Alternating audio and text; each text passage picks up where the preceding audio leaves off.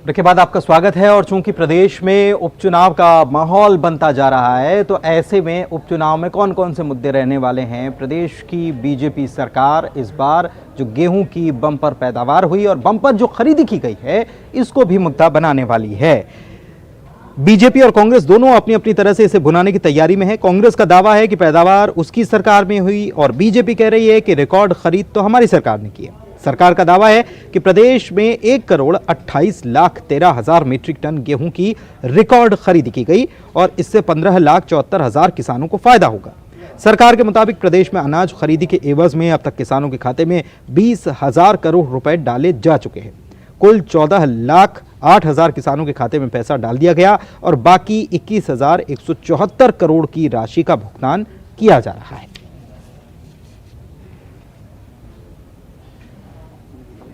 कभी ऐसा नहीं हुआ, ना भविष्य में होगा। इतना बम्पर उत्पादन, तो ये बम्पर उत्पादन तो कमलनाथ सरकार की नीतियों की वजह से हुआ है। हम इस पर बहुत बड़ा खुलासा जल्द ही करने वाले हैं और कमलनाथ जी का हम सम्मान करेंगे किसानों के साथ जाकर कि उनकी जो बिजली का बिल हाफ था, किसान का कर्जा माफ था, उससे किसान उत्साहित था और इतनी बम्पर पैदावार हुई है। उस सम्मान समारोह के साथ ही हम डेटा रिलीज करके खुलासा करेंगे कि कैसे सर्वश्रेष्ठ कार्यकाल 15 माह का कमलनाथ सरकार का रहा है।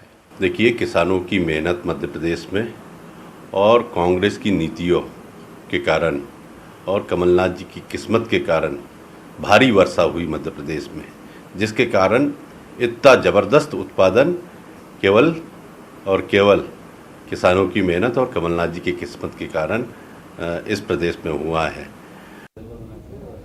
क्या कभी आपने सुना है कि दवा के जरिए कोई प्रचार कर रहा हो? बीजेपी ये कर रही है मध्य प्रदेश में, दवा के जरिए प्रचार किया जा रहा है क्योंकि कोरोना काल चल रहा है। तो दवा के पैकेट, जीवन अमृत योजना जो है उसके तहत दवा के पैकेट बांटे जा रहे हैं। आयुर्वेदिक ये दवा है और इसमें मोदी और शिवराज की तस्वीर लगी हुई है, इसके पोस्टर बांटे जा रहे हैं। और इस बीजेपी ने आज से ही ये घर घर संपर्क अभियान शुरू कर दिया है। तो ये त्रिकट्टू जो चूर्ण है ये बांटा जा रहा है और इसमें दोनों के फोटो लगे हैं और ये उपचुनाव के लिहाज से भी एक कह सकते हैं कि स्ट्रैटेजी के तौर पर बीजेपी इसका इस्तेमाल कर रही है।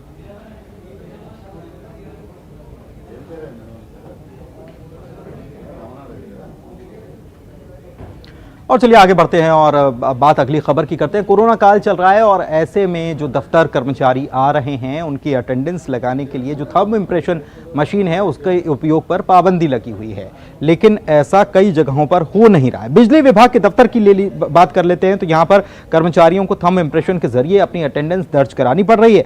बिजली विभाग में भेदभाव का आलम यह है कि अधिकारियों के कमरे के बाहर तो अलग से थंब इम्प्रेशन मशीन लगा दी गई है उनके लिए सेपरेट, लेकिन कर्मचारियों के लिए न तो सैनिटाइजर की कोई व्यवस्था की गई है और ना ही कोई अलग अलग मशीन है। एक ही मशीन पर उन्हें थंब इम्प्रेशन हो रहा है और थर्मल स्क्रीनिंग की भी कोई व्यवस्था नहीं। उपभोक्ता जो दफ्तर में पहुंच रहे हैं वो भी बिना थर्मल स्क्रीनिंग के बेधड़क दफ्तर में दाखिल हो रहे हैं।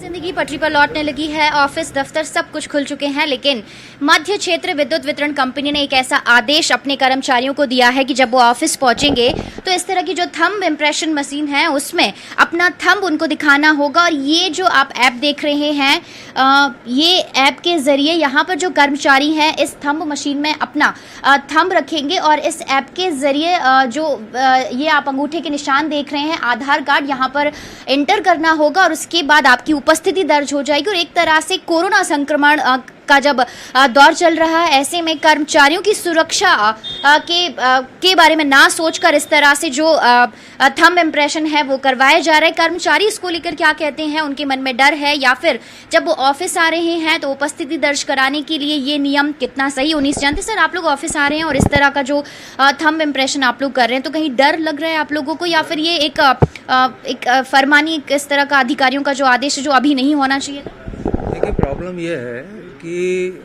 कोरोना के संबंध में बड़े स्पष्ट निर्देश हैं और जो स्थानीय कलेक्टर हैं उन लोगों के भी स्पष्ट निर्देश हैं, लेकिन जो कई विभागों में, न केवल इसमें बल्कि सब विभागों में ये देखने में आ रहा है कि जो मैदानी स्तर पर जो काम हो रहा है उसमें उन मापदंडों का निर्धारण नहीं किया जा रहा, उसका पालन नहीं किया जा रहा, जिससे कर्मचारियों में भय व्याप्त है।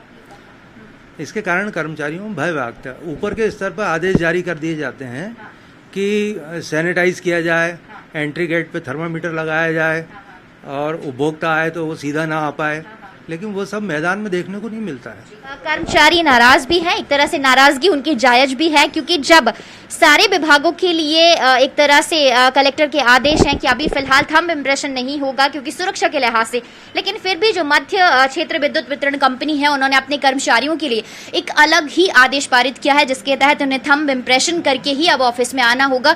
और यही वजह है कि जो कोरोना संक्रमण के दौरान जो संक्रमण का खतरा है वो थंब इम्प्रेशन मशीन के जरिए बढ़ भी गया है, क्योंकि ये भी एक बात यहाँ पर है कि मशीन को रोजाना सही समय पर सैनिटाइज किया जा रहा है या नहीं, इसमें सिर्फ और सिर्फ कर्मचारियों को खुद जागरूक रहना होगा, तभी वो इस संक्रमण से बच सकेंगे। और चलिए एक बहुत महत्वपूर्ण खबर आपको बताते हैं। मुख्यमंत्री शिवराज सिंह चौहान ने साफ तौर पर निजी स्कूलों को ये निर्देश दे रखे हैं कि वो मनमानी फीस वसूल नहीं करेंगे, केवल ट्यूशन फीस ही वसूल की जानी चाहिए। लेकिन इसके बावजूद मनमानी जारी है। निजी स्कूलों की फीस वृद्धि को लेकर मनमानी चल रही है। निजी स्कूल अभिभावकों पर दबाव बनाकर ट्यूशन फीस के अलावा अलग अलग मदों को शामिल करके 3 से 4 महीनों की फीस इकट्ठा वसूल कर रहे हैं। ट्यूशन फीस के अलावा किसी भी तरह की फीस ना लेने के मुख्यमंत्री शिवराज सिंह चौहान के निर्देश हैं। लेकिन इस सब के बावजूद निजी स्कूल सभी तरह की फीस अभिभावकों से लेने का दबाव बना रहे हैं। बस सिर्फ जो 6 स्कूल हैं प्राइवेट, उनकी शिकायत आई है और उनको हमने नोटिस दिया है और 1-2 का जवाब आया है। और जवाब आने के बाद हम उसका परीक्षण करने के उपरांत विधि सम्मत कार्रवाई कर रहे हैं। कौन-कौन से स्कूल हैं जिन्होंने शिकायतें आपके यहाँ पर? मुख्यतः DPS, सागर पब्लिक स्कूल्स और कई कॉन्वेंट स्कूल्स हैं जिनकी शिकायत आई है। तो सर, अभी भी सीएम ने दोबारा घोषणा की है, तो ऐसे स्कूलों के खिलाफ आप क्या कार्रवाई नहीं, उनके जो शासन के निर्देश है उनका पालन सुनिश्चित किया जाएगा। क्या कार्रवाई होगी सर? अभी जो भी बताए विधि सम्मत कार्रवाई होगी, करेंगे। देखिए, मुश्किलें बहुत ज़्यादा हो गई हैं और दूसरी बात है कि आप सुविधा क्या दे रहे हैं हमारे बच्चों को। आप ऑनलाइन दे रहे हैं, ऑनलाइन में कुछ बच्चे प्रेजेंट करते हैं, कुछ नहीं करते हैं, और उसके बाद से आप library fees, smart class fees, ये सारी चीज़ें आप उसके साथ में आपने इंक्लूड कर रखी है। तो आप ये बताइए, जब आप वो सुविधाएं हमको हमारे बच्चों को नहीं दे रहे हैं तो उसमें आपको फ़ीस लेने का क्या औचित्य है। और दूसरी बात ये महामारी के चलते हुए सभी मतलब बहुत परेशान है, क्या पेरेंट्स क्या उसका, तो उसके लिए अन्यथा दबाव देना पेरेंट्स के ऊपर कि नहीं आपको फ़ीस जमा करना ही पड़ेगा, आपको ऑनलाइन क्लास अटेंड करनी ही पड़ेगी, ये कहाँ तक उचित है। तो अपना एमपी में खबरों का सिलसिला आज बस यहीं तक। मुझे और मेरे सहयोगी दीपेश को दीजिए इजाजत। नमस्कार।